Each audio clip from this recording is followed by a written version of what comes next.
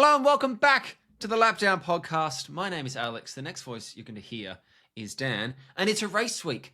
We're back to talk about, and here we go, deep breaths everyone, the Formula One MSC Cruisers Gran Premio del Mare in Italian e Dell'Emilia-Romagna 2024, Imola. Imagine the cost of the t-shirts. Long signs, I'll tell you that. Boundary boards, massive. That's going to cost some poor factory somewhere around the world. That's going to cost them a lot of money to print all of those words. Do you remember, like, when you were a kid and you used to go, I know you're Australian, so not that I'm saying that you don't remember when you were a kid, because I assume Australians were children at some point, but you used to go into the shop with your football shirt and you used to have to and it was like £1 per letter and per number on the back of your shirt. And quite often than not, it was like, no, you definitely cannot have this guy with the 13-letter surname who plays in number 25, because that's going to cost us a lot of money. But what you could do, if you wanted to, you could have Lee 7 on the back, because that's cheap. And this is the problem we found. And I think whatever you just said is going to be spenny. What I've also realised as well is that I've maybe done a cheeky racism, our first on the pod, because I said Premio del Mare, trying to be all funny in Italian, right. But then I've been looking at the words again there, and it's actually made in Italy. Would you like to have another go? The Formula One MSC Cruisers Gran Premio del Made in Italy e dell'Emilia-Romagna. Made in Italy is my favourite part. What a sponsor. Everything made in Italy. That's big Superb. money. But the fact that they've just dropped in made in Italy in the middle of that, I've got a lot of time for, to be honest. I have no time for the whole name. It's an outrageous name. But, hey, crack on. Crack on, Italy. We're going to call it Imola. That works. And it's this weekend, and it's a proper racetrack, Dan. It is. Do you remember when it was called the San Marino Grand Prix as well? That was easier, wasn't it?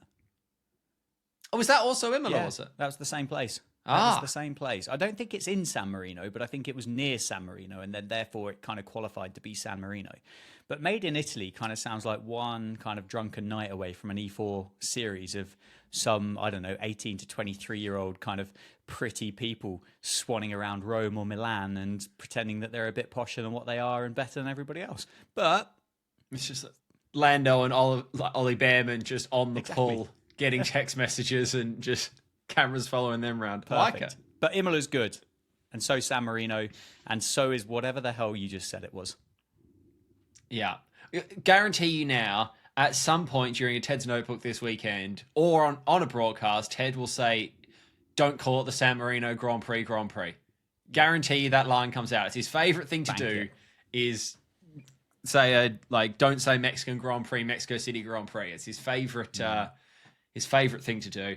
But yeah, proper track, old school track, quite a sort of fiddly track almost, for a track with a lot of space around it. Yep. And again, I'm using my very poor F1 23 sim racing knowledge and experience here. I'm curious how you're going to rate this, because I'm interested, because I think it's a fantastic circuit. Yeah, I'm terrible at it because it's fiddly and technical, but it doesn't feel like it should be fiddly and technical because you're not boxed in. You've got all this space, but then the actual racing, the corners are little teeny tiny corners. So I'll have a good lap and then a couple of terrible laps because I'll miss a braking point by half a meter, and then that screws you for the next 4 corners in sequence or whatever. It's quicker than you think, isn't it? And I know both of us here are both kind of comparing this to video game stuff, which is the closest we're going to get to it. So it's all we've got. But it is quicker than you think, and I think it's a circuit that you can't kind of half-arse it. You can't go 50% at one of these corners, because actually you can carry an absolute bucket ton of speed through a lot of them. Yeah. You just have to have bollocks the size of space hoppers in order to do that. And sometimes, particularly for amateurs like us two, and when you fire up your Xbox or your PlayStation or whatever gaming console you choose, maybe it's a PC, sometimes, even though you can just turn it back off and turn it on again, it's tough, isn't it? Yeah. And I was going to say, actually, it's where you say it's a really high-speed circuit, there are so many corners that look like you need to scrub a load of speed off, but actually you just need to get your entry point right and send it and trust that the upside-down wings on your car are going to keep you glued in. even coming around like those last two, what are 90-degree left-handers. Yep. But you can largely keep your foot in. You can't quite go flat. It's not flat, but you don't need to scrub off anywhere near the amount of speed that your mind goes, it's a 90-degree left-hander. I need to slow down here. It's, throw it in, ride those outside curbs, but don't extend yourself. Not now. Because we've made track changes. Not now. We've made track changes. Do it at your peril. There's none of this silly buggers like running people off the circuit like there was at Miami. Yeah, Kevin's in the mud. Because you got a load of gravel. And I like it, to be fair. I either like it with the gravel or I like it if people actually got kind of slapped on the wrist for it properly in the first place, because there's no need to just run people completely off the road. It's a bit unnecessary, isn't it? But you are right. Yeah. They have made a few changes. But I just want to, before we go on to those changes, and we'll lead into this quite nicely, when you talk about kind of old-fashioned circuits, which is what this is, and compare it back to the Autodromo Miami, whatever the piss and heck that absolute abomination of a thing is called. The Made in Miami. Yeah. The Made in Miami Autodromo. Yeah, exactly, yeah. And you've got somebody called Rufus on a yacht or something. Anyway, you kind of go into turn 1, and then you get turn 2, and then you get turn 3, and then you get turn 4, and then turn 5, and then turn 6. You see where I'm going with this one, don't you? Whereas actually, when you come to somewhere like, when you come to somewhere like the Emilia-Romagna Formula One MSC Cruises Gran Premio del Made in Italy Dell'Emilia-Romagna 2024, wow, you get things like Variante Tamborello and Variante Villeneuve and Tosa and Pilatella and Minerali and Variante Alta and Rivazza. Do you know? And that's just good. That's so much fun to say, rather than, it's turn 1. Give it a name. And it's, for me, and we'll go on to this in a second, we won't actually hear Crofty doing it this weekend, but it's hearing the likes of Crofty and Brundle in their very plain British accents suddenly going Aqua Minerale. And you think, ooh, hello, Martin. Spice. That was a bit continental, wasn't it? But yeah, I mean, it's just good. So basically, they've taken a load of runoff out, basically, and they've added some gravel through Grassini. Yep. Which sounds delicious. Can I just throw Sounds that out like a there right breadstick, now? That doesn't sounds like a really nice pasta dish. No, fair enough. That works as well. That's what I'm saying. Or like a breadstick, a Grassini. They've added some gravel there on the outside. That's through one of those sort of fiddly little chicanes. So you can't sort of send it on exit anymore on that. You've got to keep your elbows in. And then through Acqua Minerale, we've taken a load of asphalt out of the runoff, so you're in the gravel a lot sooner there, which is the same at Piratella as well, through there. So yeah, bring it on. Do you know, so punish them. When you look at those photos, it's really hard to kind of convince yourself that what the 2024 photos are the 2024 photos, and that they haven't just kind of used a bunch of photos from 1994, for example, because I would imagine that's probably what Imola looked like or San Marino or whatever the piss and heck it's called now. That as a circuit was probably how it looked like then. Whereas, do you know, controversially, and particularly around Acqua Minerale, I actually really liked the tarmac. I thought it was not for the racing side of things, but I liked the branding. I thought a little bit like a lot of the Saudi, like the Middle Eastern races are very good at painting the tarmac. Yeah. Obviously, the French Grand Prix used to be, Paul Ricard was, the amount of paint on that. Although that was special paint, wasn't it? Wasn't that like actually?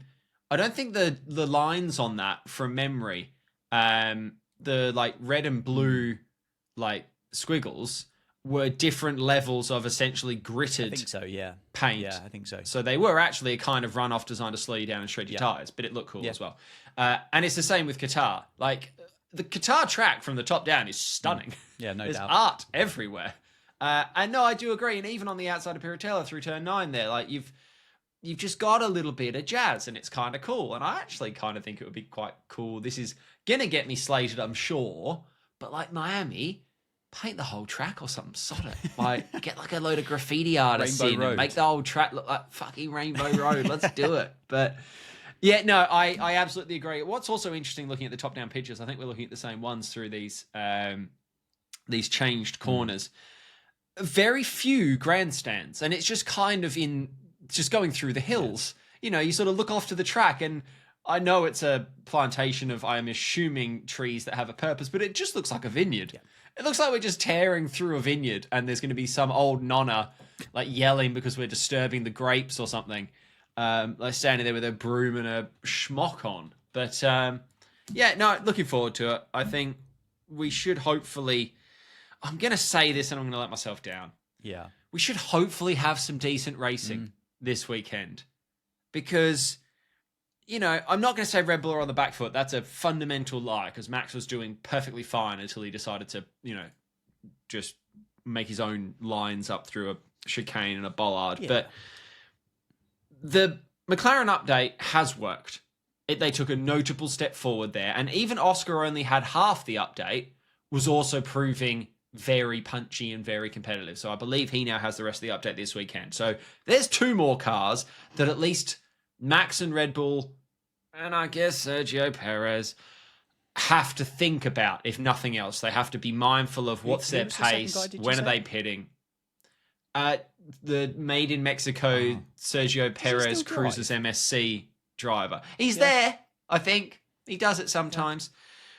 And Ferrari have got a 2.0 spec that they tested this week and are apparently happy with, that I think uses some of that Red Bull tiny shark fin intake thing. Did you see the Ferraris with the wheel covers on? I did see the Ferraris with the wheel covers on. I mean, I'll applaud the fact that the FIA and I don't know if it's the FIA or if it's FOM or who it is that's trialing this, but I applaud the fact that they are trialing these things, and that they are maybe putting to one side I don't really know how to put it, but like they're putting to one side the sanctity of it almost, and going, you know what, sod it, we're going to put these wheel covers on that, fair play, they're going to look absolutely Jeff and stupid, okay? We know that. We're not trying to make it look good.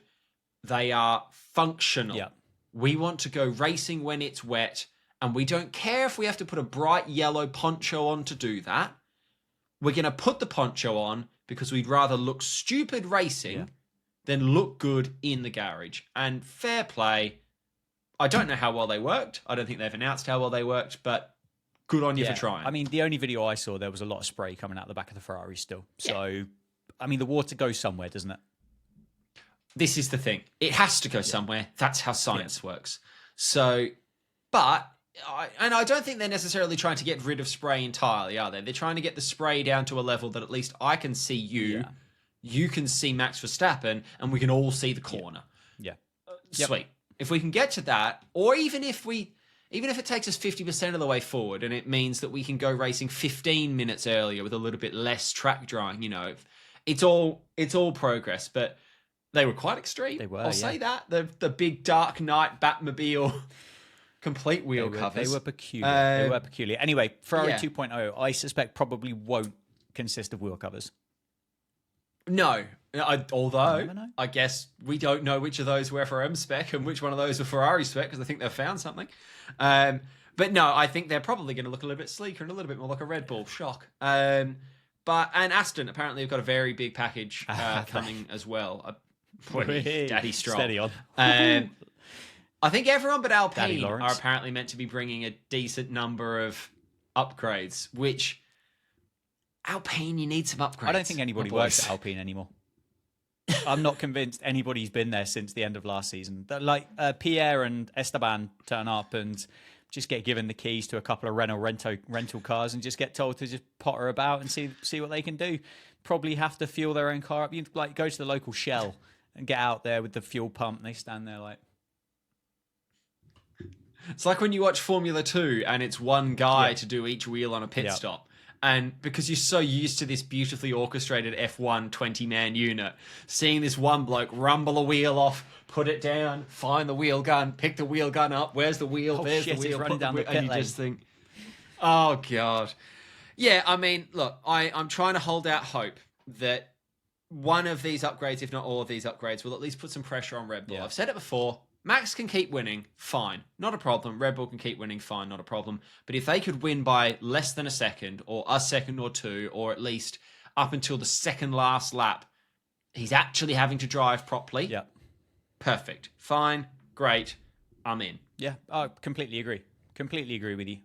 Yeah, he is the best person out there at the moment, and if he continues to win, then fine. As you said, I just don't want to win by a minute because that's boring. Yeah. And as fun as we joke about, we go, it's the people's race for second place. No one gives a shit about second place.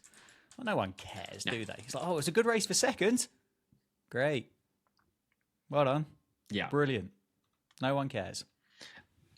Just as we box off Imola, I have to, on behalf of a new friend of ours on YouTube. We put some clips up on YouTube, everybody, and we put a clip up of our discussion last week talking about Kevin Magnussen and the fact that he perhaps needs to calm down. Oh, yeah.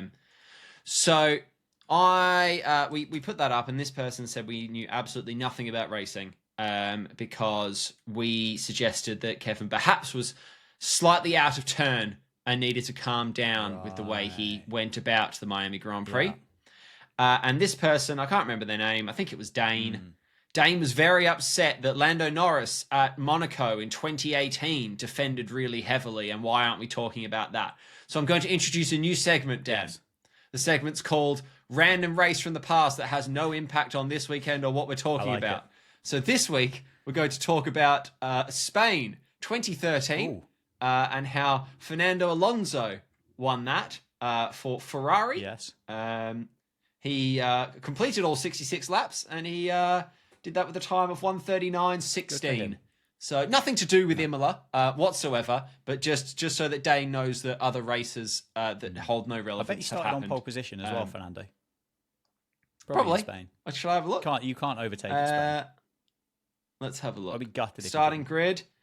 Fernando Alonso started, and this is why we know nothing about F1, Dan, and we should shut the podcast down. He started P5. Go fuck yourself. Way. What a race. On pole that weekend, Nico Rosberg, Lewis Hamilton, P2, Sebastian Vettel, P3 in the Red Bull, Kimi Räikkönen, P4 in the Lotus Renault. Was that 2013 that Nico and Lewis Hamilton drove into one another going into about turn 4? And was that 2013? I don't know. Hey, we've established we don't know what we're speaking about. Let's carry on in that manner. Yeah, there we go. Nico finished P6. Yeah, it wasn't that year then. And Lewis finished P12 plus a lap. All I will say is Kevin Magnussen drove like a knobhead. And if you were... He received 6 penalties and 4 penalty points. If you were on the receiving end of that next to somebody on a motorway, if you were on the receiving end of that when you were playing F123, if you were on the receiving end of that if you'd been down to your local rental karting setup, and if you were on the receiving end of that if you were a Formula 1 car, you'd be pissed off at it, Dane. And actually, fair enough, we're entitled to it. We don't know what we're talking about. We've never sat in a Formula 1 car. And dare I say it, it's unlikely you have either. But you're a knobhead. Clip that up for the socials. Terrible. Right, couple more talking points then. Mainly for this weekend, first of all, no Crofty this weekend. It's the first Crofty-less Grand Prix in a hell of a long time. He basically can't be bothered doing 24 race weekends. And to be honest with you, I don't blame him because it's a hell of a lot. And I think people maybe forget he doesn't just work Friday to Sunday and he's not on holiday in all of these places. And a lot of these places are a bloody long way away. So fair play to you, Crofty, for going, you know what? Too much now. I'm gonna calm down. This is bad. I can't remember the chap's name that we've got instead, but he's from 5 Live Sport. I will certainly recognise the name or the voice when I hear it, but I don't know the name. I think he's been around Formula 1 for a while, isn't he? I think. Covering done it and done radio comms basically, which arguably radio comms probably harder than TV comms. Doesn't translate all that well though. Sometimes needs to change his style. Hopefully Brundle's in there. I know Martin doesn't necessarily do every race weekend, but you'd hope that Sky maybe got Marty in just so that at least there's a bit of bit of Ted and Martin would be nice to balance that out. But Harry Benjamin, no, fair play, Crofty. There you go. And was it 5 Live? I have no idea. I've closed the tab down. There, between the two of us, I think we got to where we needed to get Good to. On you, Harry. Nice I think, just very quickly, Crofty seems to cop a lot of flack from people. I have a very soft spot for Crofty because obviously they use his commentary, the clips that I saw before I got to Formula One were through Sky, so I have a bit of a soft spot for Crofty. But people, I don't think, and you can talk to this a little bit now that you're a professional cricket commentator, commentary is bloody hard at the best of times, let alone when you're essentially doing that alone. I know that he always has someone next to him, but Crofty is the lead commentator, and I think if you found a way to translate that, he probably does 80% of the talking, 75% of the talking during a race. And the amount of points of data that he is processing, both on track with what he's seeing, all the other stuff, and then a producer talking in his ear, and he's got to get this sponsor in and that timing, and Sky Glass and all the rest of it. The fact that he gets a sentence out, superb. So people that go, oh, but sometimes he says it's the wrong driver. Okay. And he has a helmet, a tiny number, and a camera T-bar to work off in that split second to work out whether it's George or Lewis. Yeah. Okay, he's going to get it wrong sometimes. If you acknowledge that he got it wrong, well, then you don't need him to tell you that it was George or Lewis because you've already seen it. It's the end of my rant. Crofty, well done. I think you're completely right. I think generally speaking, everything is so much easier when you're not doing it yourself, whether that's playing the sport or whether it's talking about it or whether it's doing your taxes or whether it's editing a piece of content or whatever it is. The second you're not doing it, it becomes a hell of a lot easier for that person to do it.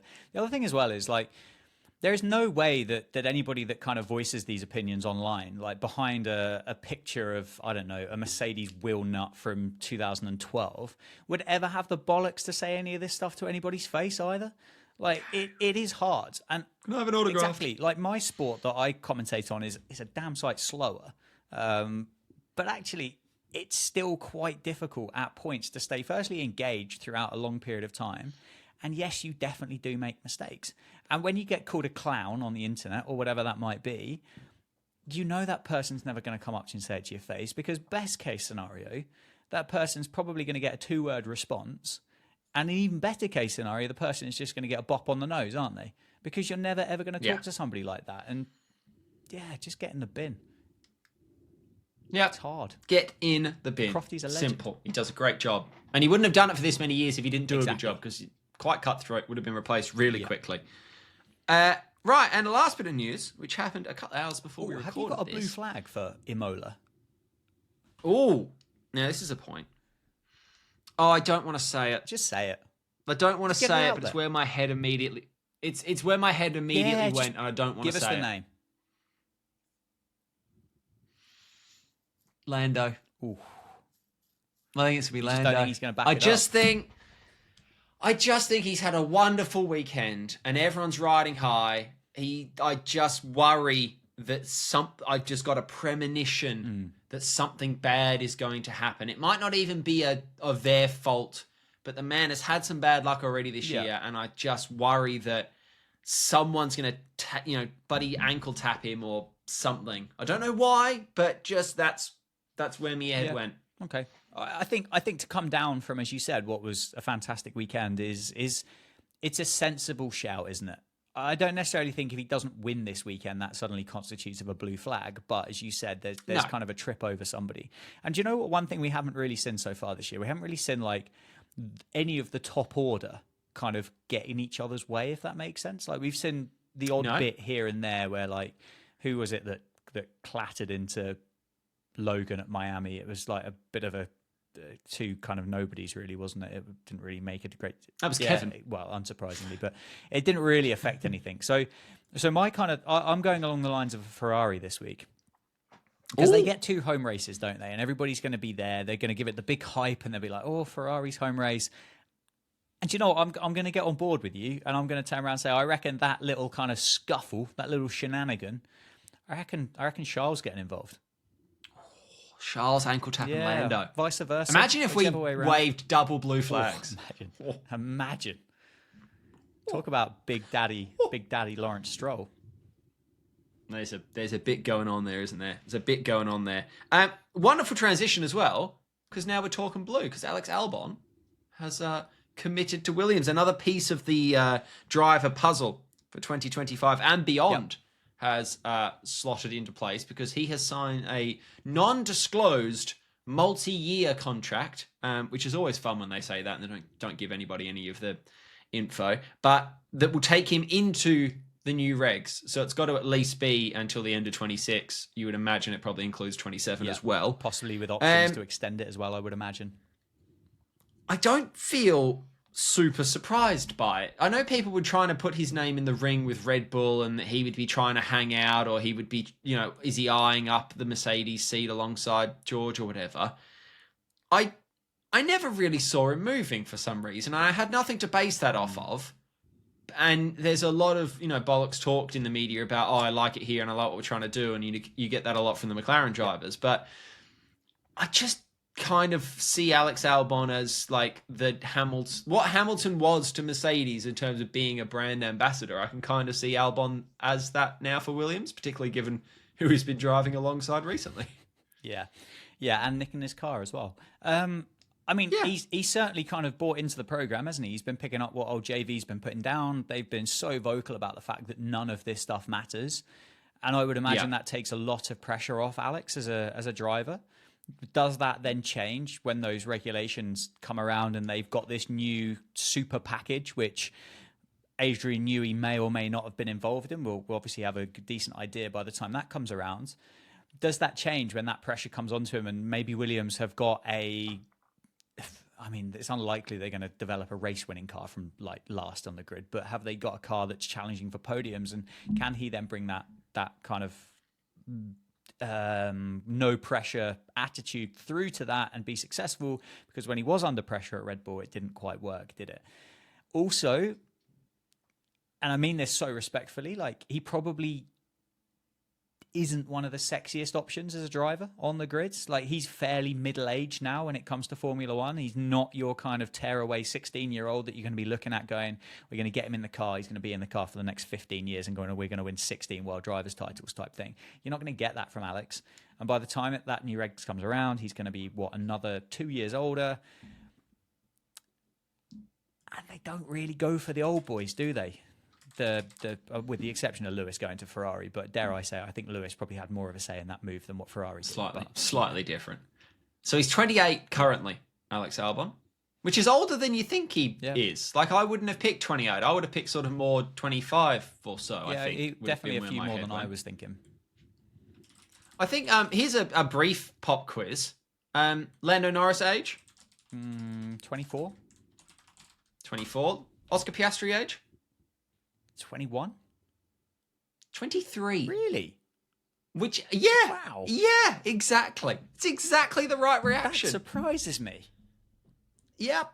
Old boy. What's he been doing? Not old boy, but old What's boy. What's he been doing all of his life? Well, yeah. You just, I remember it was maybe 6 months or so ago that it was pointed out to me that Lando and Oscar very similarly aged. Which you don't really get that vibe when they're like Lando's got massive older brother vibes. Huge for like me. I also love Google label Lando Norris a British Belgian racing driver.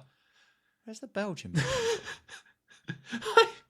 he's listed as a British Belgian racing driver. I'm only assuming that maybe his mum. Yeah, his mum is Belgian. Okay.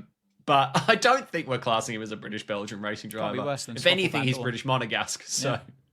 Yeah. I tell you what, I saw a video of him the other day driving his Lamborghini Miura around the casino hairpin in Monaco, and you're just like, God, you're such a jammy sod.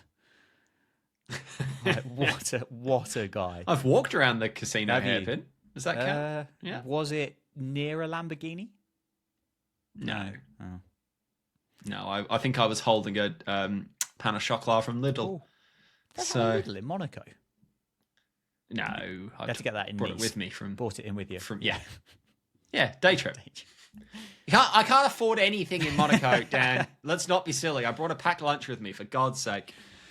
Anyway, right, it's time for us to head off to get ready for the Formula One MSC Cruisers Gran Premio del Made in Italy e Dell'Emilia-Romagna 2024 Grand Prix. And we will see all of you next week. Dan, where can they find you on the internet? At DanJads_, and I'll be there existing. He will be existing. You can follow the pod. I am Alex Typed That on most things. You can come watch me play games on the internet. twitch.tv/HeyLookAtAlex. Shout out to Andrew as well, who sent us an email just to say hi, which is why we haven't made it a middle of the podcast thing. Go on, Andrew. But Andrew sent us an email to say hello. So thank you, Andrew. The email literally said, I'm emailing you because you asked people to email, so I'm saying hello, which is why we haven't made it a line item. But if you would like to be like Andrew, and you should be, you can email lapdownpod@gmail.com with thoughts. You can abuse us like Dane off YouTube. You might get abused back, but you're welcome to try. Or you can just say hello, or you can have an idea. But yeah, get in touch there, or you can follow Lapdown on pretty much all the socials. You can go and find clips on there. I can't believe anybody it's Monaco next weekend. Well, who knows? Someone might. I do. There you go. My mum doesn't. We'll be back next week for a chat about Monaco and what's going on at the Formula One MSC Cruisers Gran Premio Made in Italy, Dell'Emilia-Romagna. We'll see you next week. Ciao. Bye.